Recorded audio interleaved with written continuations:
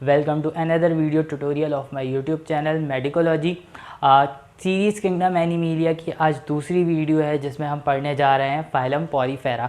Previous lecture में आपको introduction to kingdom Animalia का लेक्चर आपको दिया था, जिसमें बहुत से स्टूडेंट ने उसको लेक्चर को सुना और फिर उसके बाद टेस्ट को अटैम्प्ट किया। तो आज भी इसी तरह से करने जा रहे हैं। आपको टेस्ट, आपको वीडियो लेक्चर मिल जाएगा और फिर उसके बाद रात को आपको टेस्ट भी मिल जाएगा। आज हम पढ़ेंगे फाइलम पॉरीफेरा। सही है। बहुत ज़्यादा डिटेल में इसको पढ़ेंगे। बुक वाली सारी चीज़ें, बुक की एक लाइन को हम यहाँ पर डिस्कस करेंगे, ताकि बुक के लेक्चर, बुक को पढ़ना थोड़ा मुश्किल हो जाता है। वैसे तो पढ़ना चाहिए, लेकिन ये लेक्चर आप अच्छी तरह से सुन लो। एक दफ़ा अगर चीज़ें याद नहीं हो रही तो दोबारा सुन लो, तो उससे आपको आसानी हो जाएगी और आपका कॉन्सेप्ट पूरा क्लियर हो जाएगा, क्योंकि मैं एक एक चीज़ें डिस्क्राइब करने वाला हूँ। तो बिला किसी ताख़ीर के अब हम स्टार्ट करते हैं। Phylum Porifera. सही है। पॉरीफेरा का मतलब क्या होता है? सबसे पहले पॉरी यानी पोर। सही है। पोर्स बेयरिंग, फेरा यानी bear, to keep, to bear, फेरा। तो pores bearing animals are called Porifera. सही है। और इसका एक अलग से फाइलम बनाया गया जिसको फाइलम पॉरीफेरा कहा गया। जैसे कि लास्ट टाइम भी आपको बताया था, जो मेटाजोआ है उसको दो हिस्सों में डिवाइड किया गया था, पैराजोआ और यूमेटाजोआ। तो पैराजोआ का ये वाहिद फाइलम है। सही है। पैराजोआ के बारे में आपको बताया था, कोई टिश्यू ग्रेडिंग नहीं होती। मल्टी सेलुलर तो होते हैं लेकिन टिश्यू ग्रेडिंग नहीं हो रही होती। बेसिकली होता ये है कि उन मल्टी सेलुलर जो सेल्स होते हैं वो आपस में लूज़ एसोसिएशन होती है उनकी, जिसकी वजह से एक तो बीच में पोर्स मौजूद होते हैं। सही है। और लूज़ एसोसिएशन की वजह से टिश्यू फॉर्म नहीं हो पाते। सही है। अच्छा, अब इस थोड़ी सी जनरल बातें कर लेते हैं इस फाइलम के बारे में। सबसे पहली बात, 5000 टाइप की स्पीशीज़ इस फाइलम में इंक्लूडेड है, कॉमनली कॉल्ड एज स्पंजेस। इनको हम कॉमन यानी लोकल टर्म में स्पंज कहते हैं। सही है। पोर्स मौजूद होते हैं, तो दो मेजर पोर्स होते हैं, दो तरह के मेजर पोर्स होते हैं। First is ostia.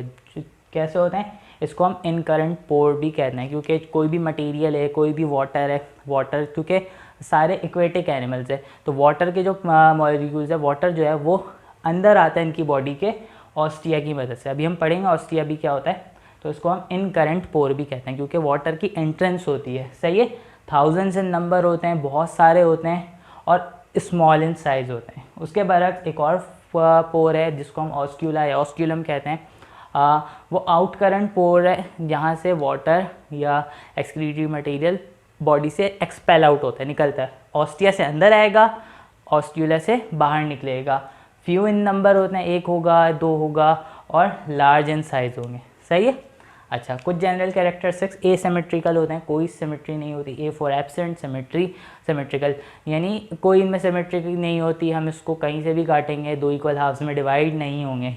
ससाइल होते हैं। ससाइल का मतलब ये लोकोमोशन को डिटरमिन करता है। बहुत कम ऐसे एनिमल्स होते हैं जो कि मूव नहीं कर सकते। तो on the basis of locomotion हम एनिमल को की तीन कैटेगरी बनाते हैं, ससाइल, मोटाइल, नॉन मोटाइल। अच्छा, मोटाइल तो पता है, जो मूव कर सकते हैं। ससाइल और मोटाइल में क्या फ़र्क, नॉन मोटाइल में क्या फ़र्क है? तो बच्चों, ये वर्ड आपने बहुत सुना होगा, कुछ एनिमल के साथ लिखा होता है नॉन मोटाइल। ससाइल का मतलब है वो एक जगह पे फिक्स होंगे। सही है। नॉन मोटाइल का मतलब है फिक्स नहीं होंगे लेकिन मूव भी नहीं कर सकते। समझ में आ रही बात? अच्छा, अब हैबिटेट क्या होता है, कहाँ रहते हैं? एक्वेटिक है, सारे के सारे एक्वेटिक होते हैं। मोस्ट जितने होते हैं वो मैरीन होते हैं। सिर्फ 150 टाइप की स्पीशीज़ ऐसी है जो फ्रेश वाटर में पाए जाते हैं, वरना ज़्यादातर सब ओशन में, सी वाटर में होते हैं। सिर्फ 150 ऐसे जो फ्रेश वाटर में पाए जाते हैं। नो टिश्यू, कोई टिश्यू ग्रेडिंग नहीं होती। टिश्यू नहीं होगा तो ऑर्गन भी नहीं होगा। सही है ना। माउथ होगा, इंटेस्टीन भी नहीं होगा, रेस्पिरेटरी सिस्टम भी नहीं होगा, नर्वस सिस्टम भी नहीं होगा, डाइजेस्टिव सिस्टम भी नहीं होगा, कोई एक्सक्रीटरी सिस्टम भी नहीं होगा। अच्छा, exchange of gases, food intake, excretion, ये सारी चीज़ें सिंपल डिफ्यूजन की वजह से होगी, क्योंकि डाइजेस्टिव सिस्टम नहीं है तो डाइजेशन कैसे होगी? रेस्पिरेटरी सिस्टम नहीं है, गैसेस एक्सचेंज कैसे होंगी? सही है। तो ये सारी चीज़ें जो है ना डिफ्यूजन की वजह से होती हैं। होता क्या है, ऑस्टिया से वाटर अंदर आता है, इक्वेटिक है ना, तो वाटर अंदर आएगा, उसी वाटर में न्यूट्रिशन भी डिज़ोल्व होंगे, सारी चीज़ें डिज़ोल्व होंगी। फिर उसके बाद क्या होगा, न्यूट्रिशन एब्जॉर्ब करके, सारी चीज़ एब्जॉर्ब करके, और जो एक्सक्रीटरी मटेरियल होता है वो वाटर में निकाल के, जब वाटर निकल रहा होता है तो वो ऑस्क्यूला से बाहर निकल जाता है। समझ में आ रही बात? तो इस तरीके से इनकी बॉडी की फंक्शन, इनकी बॉडी प्रॉपर फंक्शन में चल रहा होता है। अच्छा, तो ये तो कुछ जनरल बातें हो गई। अब ज़रा इसकी बॉडी को देख लेते हैं, किस तरह की बॉडी ऑर्गेनाइजेशन है। बेसिकली ये स्पंज एक जनरल स्ट्रक्चर मैंने बनाई है, जनरल डायग्राम मैंने बनाई है। इसमें क्या बातें बताई गई देखें, इस पर सबसे स्पेसिफिकली जैसे ये जो लार्ज पोर है दिस इज़ कॉल्ड ऑस्ट्यूला, और ये जो स्मॉल पोर्स हैं this is called ostia and this is osculum. सही है। अच्छा, अब 4 बेसिक टाइप ऑफ सेल्स होते हैं। इसमें 4 सेल्स होते हैं, पिनाकोसाइट्स, पोरोसाइट्स, क्वेनोसाइट्स, अमीबोसाइट्स। जो पिनाकोसाइट्स होता है वो बाहर की तरफ होता है, एपिडर्मिस फॉर्म कर रहा होता है, जबकि जो क्वेनोसाइट्स है, सही है, कुछ बुक्स में कुछ लोग इसको श्वेनोसाइट्स भी प्रोनाउंस करते हैं, लेकिन आई डोंट नो वाई मेरी ज़बान पे यही वर्ड बैठा हुआ है। क्वेनोसाइट्स एंडोडर्मिस फॉर्म कर रहा होता है और पिनाकोसाइट एपिडर्मिस फॉर्म कर रहा होता है। सही है। अच्छा, क्योंकि यहाँ पे फ्लैजिलेटेड होता है, फ्लैजिला यहाँ पे मौजूद है। देखिए फ्लैजिलेटेड सेल्स होते हैं ये क्वेनोसाइट्स जो हैं, ये फ्लैजिलेटेड सेल्स हैं, ताकि जब वाटर अंदर आए उसमें से उसकी प्रॉपर एब्जॉर्प्शन कर सकें। अच्छा, इसके अलावा देखें क्वेनोसाइट्स और पिनाकोसाइट्स के बीच में एक सेल होता है जिसको हम कहते हैं अमीबोसाइट्स। सही है। ये amoebocyte for the purpose of reproduction है। सही है। अमीबोसाइट का क्या पर्पज़ है? रिप्रोडक्शन करना। फिर पोरोसाइट्स है, पोरोसाइट्स क्या करता है? बीच में स्पेस क्रिएट करता है और क्या फॉर्म करता है? पोर फॉर्म करता है, यानी ऑस्टिया फॉर्म कर रहा होता है। सही है। तो ये तो इसकी कुछ सेल्युलर ऑर्गेनाइजेशन है। स्केलेटन इन स्पंजेस क्या है? स्केलेटन बेसिकली होता है ये है कि इन बिटवीन नेकोसाइट्स और क्वेनोसाइट्स बीच में कुछ मेसेनकाइम्स होते हैं। सही है। बीच में एक सेल्युलर ऑर्गेनाइजेशन होती है जिसमें अमीबोसाइट्स है। सही है। अमीबोसाइट रिप्रोडक्शन के लिए मैंने आपको बताया, और कुछ स्पिक्यूल्स होते हैं। स्पिक्यूल्स मतलब कुछ सपोर्टिंग सेल्स होते हैं, सपोर्टिंग स्ट्रक्चर होती है, सेल्स तो नहीं है, सपोर्टिंग स्ट्रक्चर होते हैं। सही है, जिनको हम कह रहे होते हैं कॉमनली स्केलेटन ऑफ स्पंजेस। तो अब हम इनके स्केलेटन्स के बारे में पढ़ते हैं, वाटर वेस्कुलर सिस्टम के बारे में। स्टूडेंट्स, अब हम पढ़ेंगे स्केलेटन के बारे में। देखो यहाँ तक जो बात बता दी स्केलेटन कि किस तरह से कहाँ पे बीच में पिनाकोसाइट्स और क्वेनोसाइट्स के बीच में मेसेनकाइम होते हैं जिसमें कुछ स्पिक्यूल्स होते हैं। Skeleton basically that's not actual skeleton, but ये रिप्रेजेंटेशन एक सपोर्ट सिस्टम प्रेजेंट होता है स्पंजस की बॉडी में, जिसको स्केलेटन कह रहे होते हैं, जिसको हम स्पिक्यूल कह रहे होते हैं। सही है। अच्छा, प्रोटीनेशियस भी हो सकता है, कैल्केरियस भी हो सकता है, सिलिशियस भी होता है अगर प्रोटीन का बना है, कैल्शियम का बना है या सिलिका का बना है। अच्छा, एक और बात, मोस्ट इम्पॉर्टेंट बात, many sponges look colour due to symbiotic algae और पिगमेंट इन अमीबोसाइट। बहुत सारे स्पंजेस ऐसे होते हैं जो कलरफुल होते हैं, बहुत ज़्यादा अट्रैक्टिव लग रहे होते हैं। उनकी वजह क्या होती है? या तो सिम्बायोसिस, वो एल्गी सिम्बायोटिक एसोसिएशन आपको पता होगी, जब दो ऑर्गेनिज्म मिलकर रहते हैं विथ म्यूचुअल बेनिफिट्स, तो वो सिम्बायोटिक एसोसिएशन। अब उसकी डिफरेंट टाइप्स होती है, हम उसको यहाँ डील नहीं कर रहे। तो एल्गी के साथ जब ये मिलके रहते हैं तो एल्गी की पिगमेंट की वजह से स्पंजेस भी कलरफुल लग रहे होते हैं। या तो कुछ अमीबोसाइट्स में कुछ पिगमेंट्स होते हैं जिसकी वजह से कलरफुल अपीयरेंस होती है। सही है। अच्छा, ये एमसीक्यूज़ में आ भी चुका है, ये लाइन एमसीक्यूज़ में पहले पास पेपर्स में आ चुकी हैं। अच्छा, स्केलेटन पे दोबारा वापस आते हैं। अगर कैल्शियम कार्बोनेट का बना है तो हम उसको कहेंगे कैल्केरियस स्पिक्यूल। अगर सिलिकॉन डाइऑक्साइड का बना है तो हम कहेंगे सिलिशियस स्पिक्यूल। समटाइम स्पिक्यूल की जगह एक प्रोटीन की स्ट्रक्चर होती है जिसको हम कहते हैं प्रोटीन, जिसको हम कहते हैं स्पॉन्जिन फाइबर्स। सही है, स्पॉन्जिन फाइबर्स होते हैं। और ये भी सपोर्टिंग स्ट्रक्चर है, ये भी स्केलेटन के अंदर ही आता है। इसमें प्रोटीन जो है ल्यूसीन और ग्लाइसिन अमाइनो एसिड से बना होता है। सही है। अब उसकी कुछ शेप्स हैं हमारे पास। अगर इस तरह से ट्रायंगल मतलब 3 कॉर्नर्स वाले शेप होंगे तो हम उसको कहेंगे ट्राईएक्सॉन, और अगर 6 कॉर्नर वाले शेप होंगे तो हम उसको कहेंगे हेक्सागोनल या हेक्सागॉन। सही है। तो अच्छा, बेसिकली ये डायग्राम थोड़ी सी जल्दी में इस तरह की बन गई है, that's not the perfect shape. अच्छा, और अगर दोनों साइड डिस्क स्ट्रक्चर होगी तो हम उसको कहेंगे एम्फी डिस्क स्ट्रक्चर। सही है बच्चों। अब हम इसके आगे की चीज़ें पढ़ते हैं। वाटर वेस्कुलर सिस्टम हमने पढ़ना है, और पढ़ना है रिप्रोडक्शन इन स्पॉन्जेस, फिर उसके बाद इसकी क्लासिफिकेशन। अब हम स्टार्ट करते हैं water canal system in sponges. अच्छा बच्चों देखो यहाँ पर on the basis of water canal system या तो वो बहुत ज़्यादा सिंप्लीफाइड होगा या ब्रांचेस में कन्वर्ट होगा या री ब्रांचेस में कन्वर्ट होगा। अगर बिल्कुल सिंपल है, कोई प्राइमरी सेकेंडरी चैम्बर नहीं है, तो वो कहलाता है एस्कॉन टाइप। सही है, क्या कहलाता है? एस्कॉन टाइप। सिंपल स्ट्रक्चर है, कोई डिवीज़न रिडिवीज़न नहीं होती। अगर ये डिवाइडेड स्ट्रक्चर है, सेकेंडरी चैम्बर भी इंक्लूडेड है, सेकेंडरी चैम्बर फॉर्म हो रही है, यानी यहाँ पर सेकेंडरी चैम्बर की फॉर्मेशन हो रही है, तो ये कहलाता है साइक्लोन टाइप। और अगर डिवाइड और रीडिवाइडेड चैम्बर में भी रीडिवीजन हो रही है, यानी पहले प्राइमरी चैम्बर था, प्राइमरी चैम्बर में डिवीजन हुई, क्या बन गया? Secondary chamber. अब सेकेंडरी चैम्बर में भी डिवीजन होगी तो वो बन जाएगा टर्शियरी चैम्बर। सही है, तो उसको कहेंगे ल्यूकॉन टाइप। सही है, और डिवाइड है सिंपल, सेकेंडरी चैम्बर है, तो वो कहलाएगा साइक्लोन टाइप। ऐसे याद रखना, सेकेंडरी चैम्बर किस में होता है? साइक्लोन टाइप में। सही है, समझ में आ रही है बात? अच्छा, अब ये जो चैम्बर्स हैं ना, जो डिवीजन के बाद बने, तो हम इसको कहते हैं एपोपाइल। सही है, तो एपोपाइल एस्कॉन टाइप में नहीं होता, साइक्लोन टाइप और ल्यूकॉन टाइप में होता है, ये याद रखना। सही है बच्चों? अच्छा, ये तो हमने पढ़ लिया वाटर कैनाल सिस्टम। एक और बात आपको वाटर कैनाल सिस्टम से बता दूं, देखो ये सिंपल है, इसका सरफेस एरिया कम है। जब सरफेस एरिया कम होता है, वाटर की एब्जॉर्प्शन कम होती है। साइक्लोन टाइप है, इसका सरफेस एरिया डिवीजन की वजह से बढ़ गया है। जब सरफेस एरिया बढ़ गया है तो एब्जॉर्प्शन वाटर की अच्छी होगी। और ल्यूकॉन टाइप का सरफेस एरिया इससे भी ज़्यादा है, तो इसकी वाटर की एब्जॉर्प्शन सबसे ज़्यादा अच्छी होगी। सही है, ये याद रखना। तो इस तरह से क्वेश्चन आ सकता है कि वाटर की एब्जॉर्प्शन किस में ज़्यादा अच्छी होती है या सरफेस एरिया किसका ज़्यादा अच्छा होता है, तो आपको इस डिवीज़न और रीडिवीज़न से याद होना चाहिए। ठीक है बच्चों? अच्छा, अब आगे बढ़ते हैं। रिप्रोडक्शन कैसे होती है? मोस्ट ऑफ द हमारे पास जो स्पॉन्जेस हैं वो हर्माफ्रोडाइट होते हैं। पहले सेक्सुअल रिप्रोडक्शन की बात हो रही है। हर्माफ्रोडाइट होते हैं यानी बाइसेक्सुअल होते हैं, एक ही बॉडी के अंदर मेल सेक्स भी होगा, फीमेल सेक्स भी होगा। सही है। अच्छा, ज़्यादातर में सेल्फ फर्टिलाइजेशन ही होती है, मेल निकल के फीमेल पार्ट में जाता है, फर्टिलाइज हो जाता है।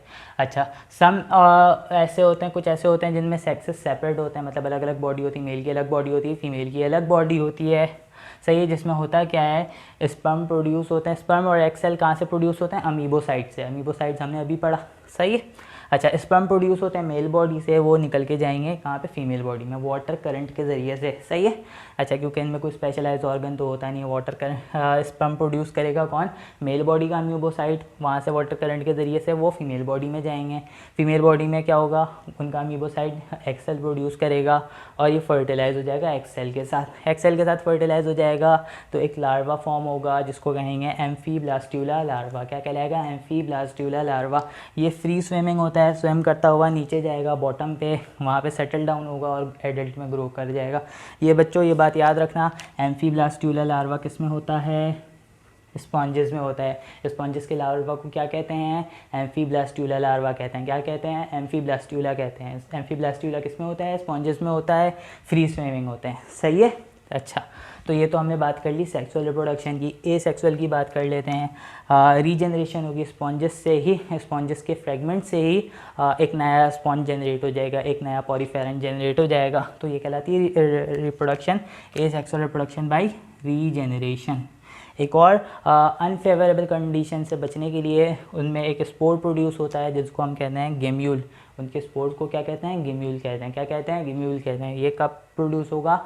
इन अनफेवरेबल कंडीशन, जब उसके लिए कंडीशन फेवरेबल नहीं होगी। सही है। अच्छा, अब इसमें क्या होता है? इसमें एपिथेलियल लेयर होती है जिसको आउटर मेम्ब्रेन कहते हैं, एंडोथेलियल होती है, इनर मेम्ब्रेन कहते हैं, और इसके अंदर जो कैविटी है उसके अंदर आर्क्योसाइट्स होते हैं। सही है, बुक में डायग्राम बनी आर्क्योसाइट्स। अभी आर्क्योसाइट्स क्या है? बच्चे यहाँ कंफ्यूज हो जाते हैं। अमीबोसाइट्स को ही आर्क्योसाइट्स कहते हैं। सही है।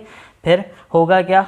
फिर उसके बाद यहाँ पे बीच में इनर मेम्ब्रेन और आउटर मेम्ब्रेन के बीच में स्पिक्यूल्स मौजूद होंगे जिनमें फिर उसके बाद जब कंडीशन फेवरेबल होगी तो ये ग्रो कर जाएंगे न्यू स्पॉन्ज में। ठीक है बच्चों? अच्छा, ये तो हमने बात कर ली रिप्रोडक्शन की। अच्छा, अब last thing is that classification. Classification किस बिहाफ पे की गई है? On the basis of their skeleton, on the basis of their spicule. Structure कैसी है, उनकी केमिकल नेचर कैसी है, ये याद रखना। क्लासिफिकेशन किस बिहाफ पे की गई है ये भी पूछा जाता है। कौन? 3 क्लासेस हैं, कैल्केरिया, हेक्सेक्टिनेलिडा और फिर डेमोस्पोंजिया। सही है। क्या क्या नाम है? कैल्केरिया, हेक्सेक्टिनेलिडा और डेमोस्पोंजिया। कैलकेरिया जो होता है नाम से ही पता चल रहा है कैलकेरियस स्पिक्यूल होंगे, यानी स्पिक्यूल किसके बने हुए हैं, कैल्शियम कार्बोनेट के, बुक में लिखा है लाइम के बने हुए, सही है। तो लाइम कैल्शियम कार्बोनेट को ही कहते हैं, सही है।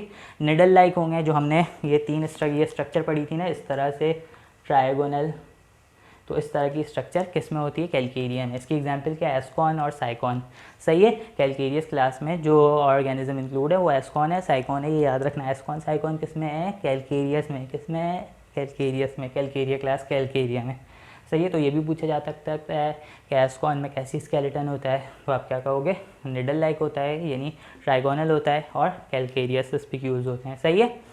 हेक्साक्टिनेलिडा में कैसे होते हैं, सिलीशियस होते हैं, सही है, सिलीशियस होते हैं। सिलीशियस जो होंगे वो हेक्सागोनल होंगे, हमने पढ़ा था हेक्सागोनल 6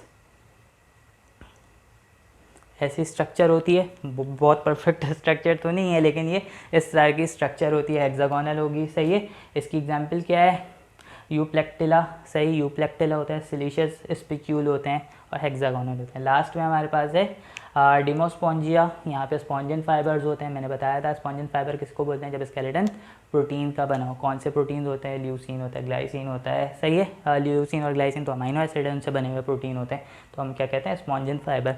समटाइम सिर्फ स्पॉन्जिन फाइबर होता है, समटाइम होता है उसके साथ सिलीशियस स्पिक्यूल भी इन्वॉल्व होते हैं। अच्छा, लेकिन जो अब सिलीशियस स्पिक्यूल इसमें इन्वॉल्व होंगे वो हेक्सागोनल नहीं होंगे, ये याद रखना, ये बुक में ये बात लिखी है, सही है।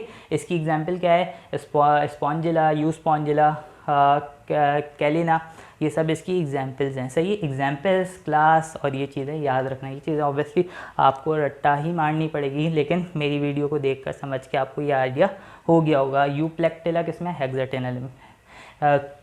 हेक्साक्टिनेलिडा में। कैलकेरिया किसमें क्या है, एस्कॉन और साइकॉन है, सही है। डिमोस्पोंजिया में क्या है, स्पॉन्जिला है, यूस्पॉन्जिला है और कैलिनिया है। कैलिनिया को हम डेड मैन फिंगर भी कह रहे होते हैं, क्योंकि इसकी स्ट्रक्चर जो होती है इंसान के डेड मैन की जो फिंगर जिस तरह से अकड़ जाती है उसी तरह की इसकी स्ट्रक्चर भी होती है। ठीक है बच्चों, यहाँ पर हम फाइलम पॉलीफेरा के लेक्चर को एंड करते हैं। आई डू होप ये पूरा लेक्चर आपको अच्छी तरह से समझ में आ गया होगा।